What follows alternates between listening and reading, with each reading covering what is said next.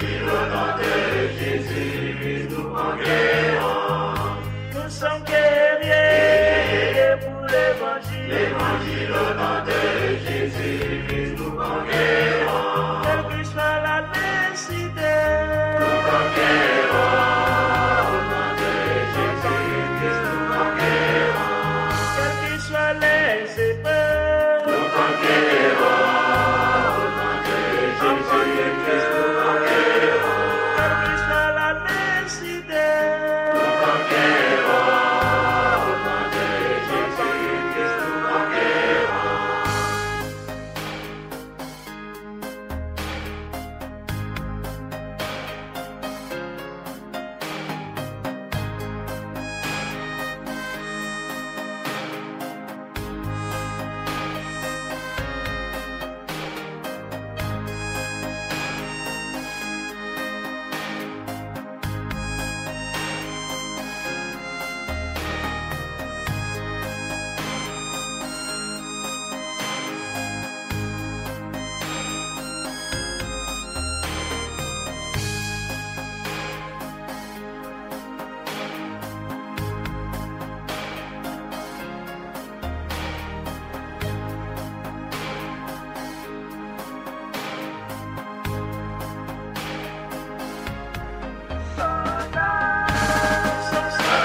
soldats pour l'évangile. Évangile au nom de Jésus, nous conquérons.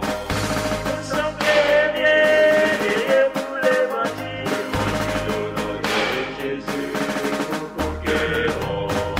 Nous sommes vaillants pour l'évangile. Évangile au nom de Jésus, nous conquérons.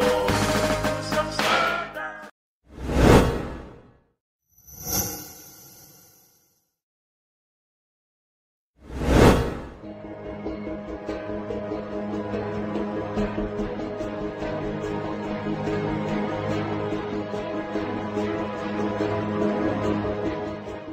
Cette fausse doctrine de l'Église catholique romaine.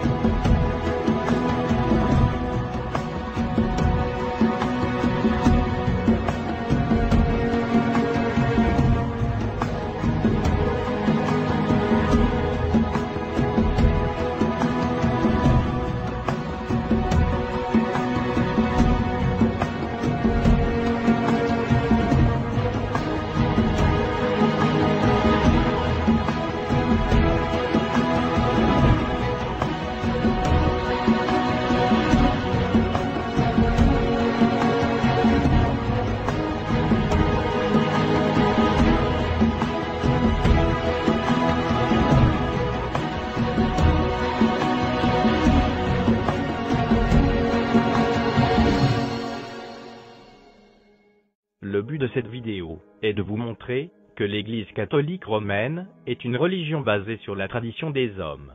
Pendant que vous la regardez, gardez à l'esprit que nous devrions tous suivre les traditions établies par Dieu et non pas les traditions des hommes. Il y a environ 1,2 milliard de catholiques dans le monde, selon les estimations du Vatican en 2014.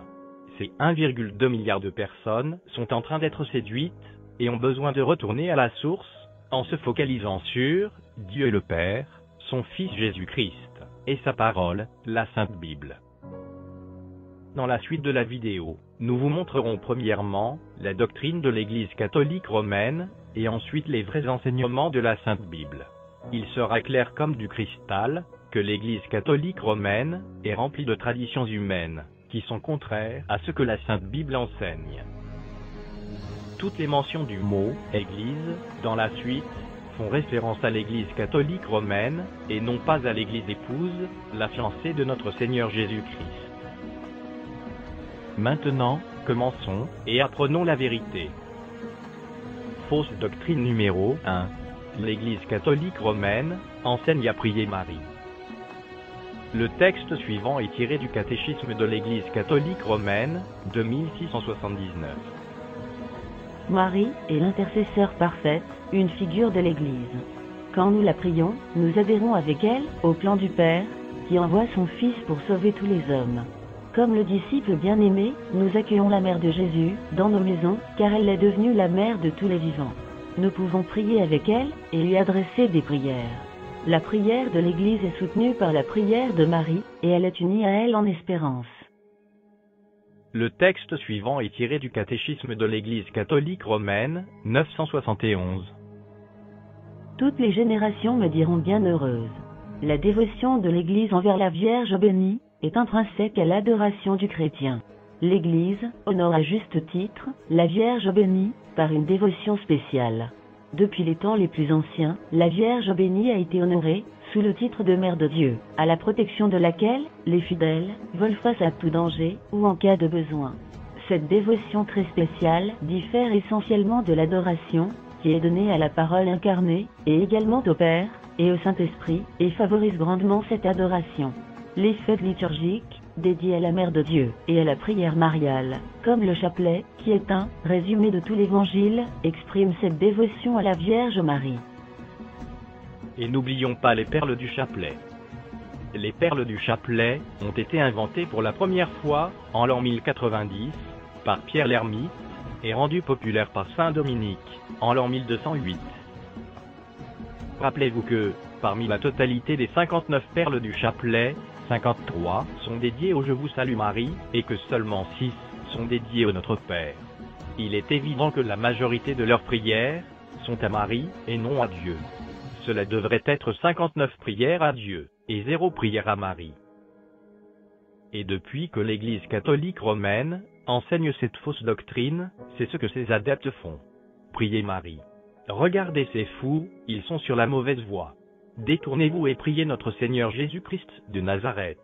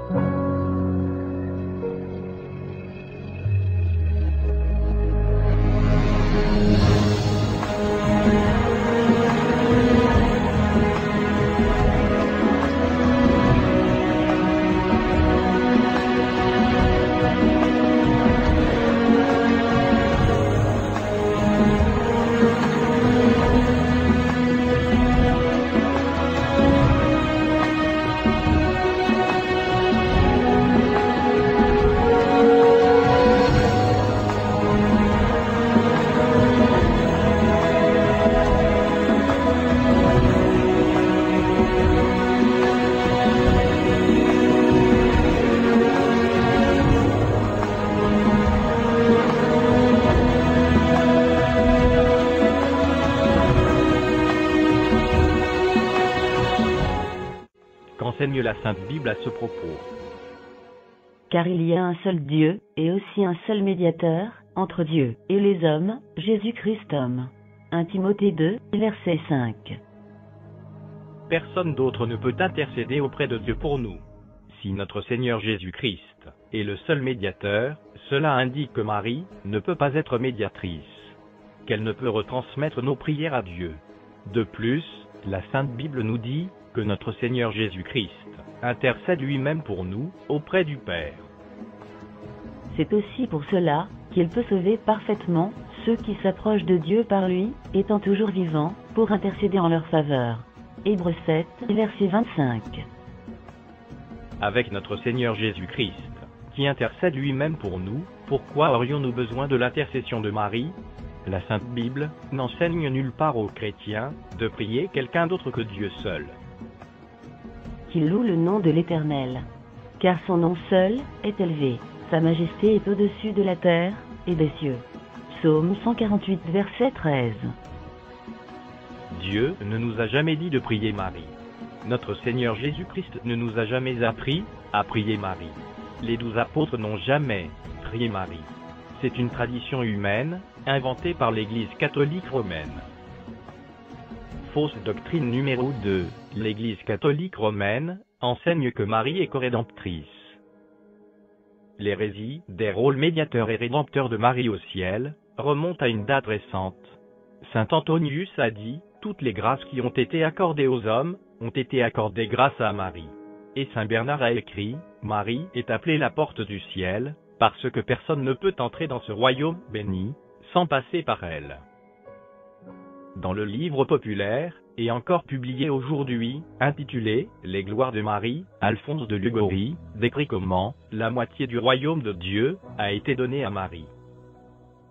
Marie est considérée comme source de salut, et médiatrice entre Dieu et les hommes. Il affirme aussi qu'en dehors de Marie, il n'y a pas de salut. Le travail d'Alphonse de Liguori a ensuite été endossé et promulgué par les papes et les autorités au sein de l'Église catholique romaine. Le pape Benoît XVI a déclaré « On peut dire d'elle à juste titre qu'elle et Christ ont racheté l'humanité ». Pie IX ajoute « Avec son Fils, son seul Fils engendré, elle est la plus puissante médiatrice et la plus puissante conciliatrice du monde entier ». Le pape Jean-Paul I, dans son discours du Jeudi Saint de 1979, a encouragé les évêques et les prêtres catholiques romains à regarder à Marie. Vous devez regarder à elle avec amour et un espoir exceptionnel. Qui vous dira plus la vérité à propos de Christ que sa mère? Que la Vierge de la Pentecôte obtienne cela pour nous par son intercession. Ces enseignements ont officiellement fait partie de l'Église catholique romaine, au Lumen Gentium, le second concile du Vatican, le 21 novembre 1964. Le texte suivant est tiré du catéchisme de l'Église catholique romaine, 966. Finalement, la Vierge Immaculée, préservée de toute tache du péché originel, quand le cours de sa vie terrestre fut achevé, a été prise, corps et âme, dans la gloire céleste, et exaltée par le Seigneur, comme reine au-dessus de toutes choses, de sorte qu'elle soit plus conforme à son Fils, le Seigneur des Seigneurs et conquérant du péché et de la mort. L'Assomption de la Vierge bénie est une participation singulière à la résurrection de son Fils et une anticipation de la résurrection d'autres chrétiens. En donnant naissance, tu as gardé ta virginité. Dans ta domination, tu n'as pas quitté le monde, ô Mère de Dieu, mais tu t'es unie à la source de la vie. Tu as conçu le Dieu vivant, et par tes prières, tu délivreras nos âmes de la mort. Le texte suivant est tiré du catéchisme de l'Église catholique romaine, 969. Cette maternité de Marie dans l'ordre de la grâce continue sans interruption depuis son accord, qu'elle a loyalement donné à l'Annonciation, et qu'elle a poursuivi sans hésiter, au pied de la croix, jusqu'à l'accomplissement éternel de tous les élus. Enlevée au ciel, elle n'a pas mis de côté cette fonction salvatrice, mais par ses intercessions variées, continue de nous apporter les dons du salut éternel. C'est pourquoi la Vierge bénie est invoquée dans l'Église sous les titres d'avocate, d'assistante, de bienfaitrice et de médiatrice. C'est la position officielle de l'Église catholique romaine sur le rôle de Marie comme médiatrice et corédemptrice. Que dit la Sainte Bible à ce propos? Il n'y a de salut en aucun autre, car il n'y a sous le ciel aucun autre nom qui a été donné parmi les hommes, par lequel nous devions être sauvés. Acte 4, verset 12. Celui qui n'a point connu le péché, il l'a fait devenir péché pour nous, afin que nous devenions en lui justice de Dieu. 2 Corinthiens 5, verset 21. Lui qui a porté lui-même nos péchés en son corps sur le bois, afin que morts au péché, nous vivions pour la justice. Lui par les meurtrissures duquel vous avez été guéris. 1 Pierre 2, verset 24. Cependant, ce sont nos souffrances qu'il a portées, c'est de nos douleurs qu'il s'est chargé. Et nous l'avons considéré comme puni, frappé de Dieu, et humilié. Mais il était blessé pour nos péchés, brisé pour nos iniquités. Le châtiment qui nous donne la paix est tombé sur lui, et c'est par ses meurtrissures que nous sommes guéris. Nous étions tous errants, comme des brebis, chacun suivait sa propre voie. Et l'Éternel a fait retomber sur lui l'iniquité de nous tous. Ésaïe 53 versets 4 à 6. Seul notre Seigneur Jésus-Christ est mort sur la croix pour nos péchés. Il est le Rédempteur. L'enseignement de l'Église catholique romaine, selon lequel Marie est corédemptrice, est une tradition d'homme qui n'a aucun fondement biblique. Fausse doctrine numéro 3. L'Église catholique romaine enseigne que Marie était sans péché. Cela est aussi connu comme l'Immaculée Conception. L'Immaculée Conception, selon les enseignements de l'Église catholique romaine, est la conception dans le sein maternel, sans péché originel, de la Vierge bénie Marie. L'Immaculée Conception est communément confondue avec la doctrine de l'incarnation et de la conception virginale de notre Seigneur Jésus-Christ, quoique tous deux soient en rapport avec des sujets différents. L'Église catholique romaine enseigne que Marie a été conçue dans les milieux biologiques normaux, mais que son âme a été gardée immaculée par Dieu lors de sa conception. Le texte suivant est tiré du catéchisme de l'Église catholique romaine, 491. Au travers des siècles, l'Église catholique n'a jamais été plus consciente que Marie, pleine de grâce par Dieu, a racheté depuis le moment de sa conception. C'est ce que le dogme de l'Immaculée Conception affirme, comme le pape Pie IX l'a déclaré en 1854.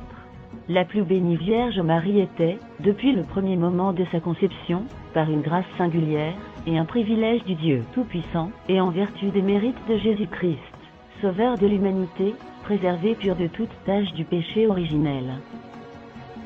Le texte suivant est tiré du catéchisme de l'Église catholique romaine, 722. Le Saint-Esprit a préparé Marie par sa grâce. Il était normal que la mère de celui en qui habite corporellement la totalité de la divinité soit elle-même pleine de grâce. Elle a été conçue par pure grâce, sans péché, comme la plus humble des créatures, la plus capable de recevoir le don inexprimable du Tout-Puissant. Il est tout à fait correct que l'ange Gabriel la salue comme la fille de Sion, réjouis-toi. C'est l'action de grâce que tout le peuple de Dieu, l'Église, élève comme Marie l'a fait, dans son cantique poussé par le Saint-Esprit, lorsqu'elle portait son Fils éternel. Le texte suivant est tiré du catéchisme de l'Église catholique romaine, 508. Parmi les descendants d'Ève, Dieu a choisi la Vierge Marie pour être la mère de son Fils. Pleine de grâce, Marie est le plus excellent fruit de la rédemption. Depuis le premier instant de sa conception, elle a été totalement préservée de la souillure du péché originel, et elle est restée pure de tout péché personnel. Comme vous pouvez le voir, une grosse affaire dérive de l'expression « pleine de grâce ». En effet, la base de l'enseignement selon lequel Marie est sans péché dérive de l'expression « pleine de grâce ». Mais cette expression justifie-t-elle une telle adoration et une telle proclamation doctrinale? L'Église catholique romaine peut-elle dériver légitimement une telle abomination de si peu? En fait, cette expression, pleine de grâce, est-elle utilisée dans toute la Sainte Bible pour décrire Marie seulement? La réponse à ces questions est non. Que dit réellement la Sainte Bible à propos de l'expression « pleine de grâce » ? L'expression « pleine de grâce » vient du grec klaraskaritos, et elle apparaît dans seulement 2 versets dans le Nouveau Testament. Aucun ne fait référence à Marie. Premier verset. Et la parole a été faite chair, et elle a habité parmi nous, pleine de grâce et de vérité. Et nous avons contemplé sa gloire, une gloire comme la gloire du Fils unique, venu du Père. Jean 1 verset 14. Deuxième verset. Étienne, plein de grâce et de puissance, faisait des prodiges et de grands miracles parmi le peuple. Acte 6, verset 8. Le premier verset fait référence à notre Seigneur Jésus-Christ, qui est évidemment plein de grâce. Dans le second verset, c'est Étienne qui est plein de grâce. Nous pouvons affirmer avec certitude que notre Seigneur Jésus-Christ a été conçu sans péché et demeure sans péché. Mais pouvons-nous tirer une telle conclusion à propos d'Étienne? Certainement pas. L'expression « plein de grâce » n'implique pas nécessairement d'être sans péché par vertu. Dans le cas d'Étienne, cela signifie qu'il était plein du Saint-Esprit et de sagesse. Acte 6, versets 3 et 5. Mais Étienne était un pécheur. Cependant, d'où vient l'expression « pleine de grâce » concernant Marie? Elle vient de la Vulgate latine, qui est la traduction latine de la Bible, faite par saint Jérôme au IVe siècle. C'est dans Luc 1, verset 28, qu'on trouve la fâcheuse traduction latine, avec gratia plena, qui signifie salut pleine de grâce. Souvenez-vous, le Nouveau Testament a été rédigé en grec, et non en latin, mais l'Église catholique romaine a tiré sa doctrine de la traduction latine, non du texte grec original. En conséquence, elle a construit sa doctrine sur une fausse traduction. L'Église catholique romaine a utilisé une traduction latine et non le texte grec original. Il est sûr et certain que l'Église catholique romaine ne veut pas le corriger, puisqu'elle a pour but d'envoyer les hommes en enfer par la foi en ses fausses doctrines. Et se rétracter de cette fausse doctrine atténuerait grandement sa crédibilité. Malheureusement, cela signifie que des millions de catholiques continueront de regarder à Marie pour avoir de l'aide, et non pas à notre Seigneur Jésus-Christ, qui est vraiment plein de grâce. Que dit le texte original grec sur l'expression « toi à qui une grâce a été faite » ? Elle vient du mot grec unique, exaritomena, qui signifie être accepté, recevoir une grâce. Cela ne signifie pas pleine de grâce, qui est plaras karitos. Plaras signifie plein, et karitos signifie grâce en grec. Sans tenir compte du fait que la traduction signifie « pleine de grâce » ou « toi à qui une grâce a été faite », elle ne signifie pas non plus « sans péché ». Nous pouvons ainsi conclure que l'Église catholique romaine a fait une terrible faute avec la traduction de la Vulgate latine. L'Église catholique romaine doit adjurer ses faux enseignements concernant Marie. Et n'oublions pas que nous avons tous péché et nous sommes tous privés de la gloire de Dieu, Marie y compris. Car tous ont péché et sont privés de la gloire de Dieu. Romains 3, verset 23. Ainsi, Marie sans péché égale la tradition des hommes. Fausse doctrine numéro 4. L'Église catholique romaine enseigne qu'il existe un endroit appelé le purgatoire. Le purgatoire, selon la doctrine catholique romaine, est un état intermédiaire après la mort physique, dans lequel ceux qui sont destinés à aller au ciel subissent une purification, de sorte à accomplir la sanctification nécessaire pour entrer dans la joie du ciel. Le texte suivant est tiré du catéchisme de l'Église catholique romaine, 1031. L'Église donne le nom purgatoire à cette purification finale de l'élu, qui est entièrement différente de la punition du damné. L'Église a formulé sa doctrine dans la foi au purgatoire, spécialement au concile de Florence et de Trente. La tradition de l'Église, en référence à certains textes de l'Écriture, parle d'un feu purificateur. Le texte suivant est tiré du catéchisme de l'Église catholique romaine, 1475. Dans la communion des saints, un lien personnel de charité existe entre les fidèles, qui ont déjà atteint leur domicile céleste, ceux qui expient leurs péchés dans le purgatoire, et ceux qui sont encore pèlerins sur terre. Entre eux, il y a aussi un échange abondant de bonnes choses. Dans cet échange merveilleux, la sainteté des uns profite aux autres, bien au-delà du mal que le péché des uns peut causer aux autres. Ce recours à la communion des saints laisse le pécheur contrit être plus promptement et plus efficacement purifié des châtiments du péché. Le compendium du catéchisme de l'Église catholique romaine, publié pour la première fois en 2005, est un résumé sous forme de dialogue du catéchisme de l'Église catholique romaine.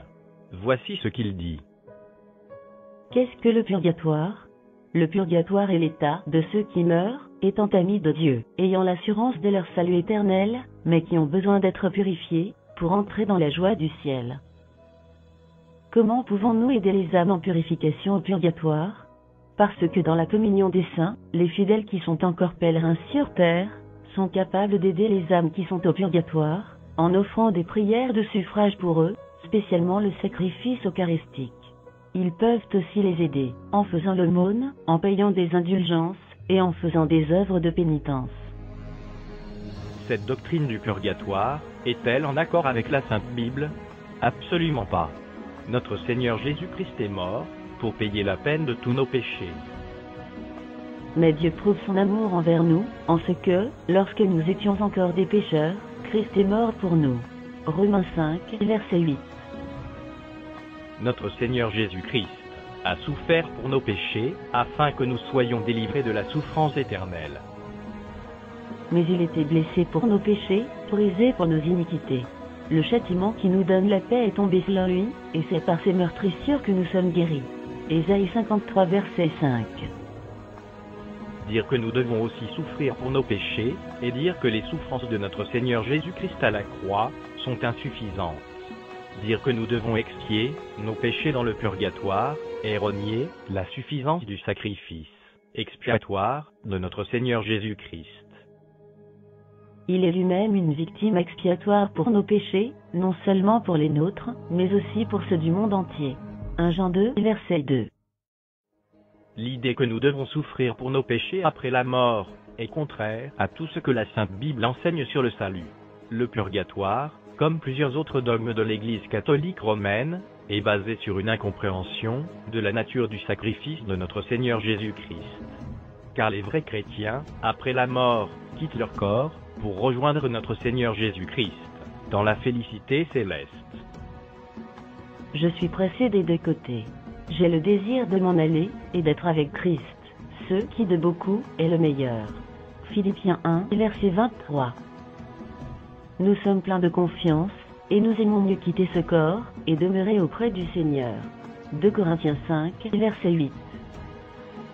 Remarquez que la Sainte Bible ne dit pas « quitter ce corps et aller dans le feu purificateur du purgatoire ». Non. Parce que la conséquence de la perfection, du parachèvement et de la suffisance du sacrifice de notre Seigneur Jésus-Christ est que nous allons immédiatement dans la présence du Seigneur après la mort, entièrement purifiés de tout péché et glorifiés. Rappelez-vous aussi ce que le larron, à côté de notre Seigneur Jésus-Christ, a dit. « Souviens-toi de moi, quand tu viendras dans ton règne. » Et il dit à Jésus, « Souviens-toi de moi, quand tu viendras dans ton règne. » Jésus lui répondit, « Je te le dis en vérité, aujourd'hui tu seras avec moi dans le paradis. » Luc 23, versets 42 à 43.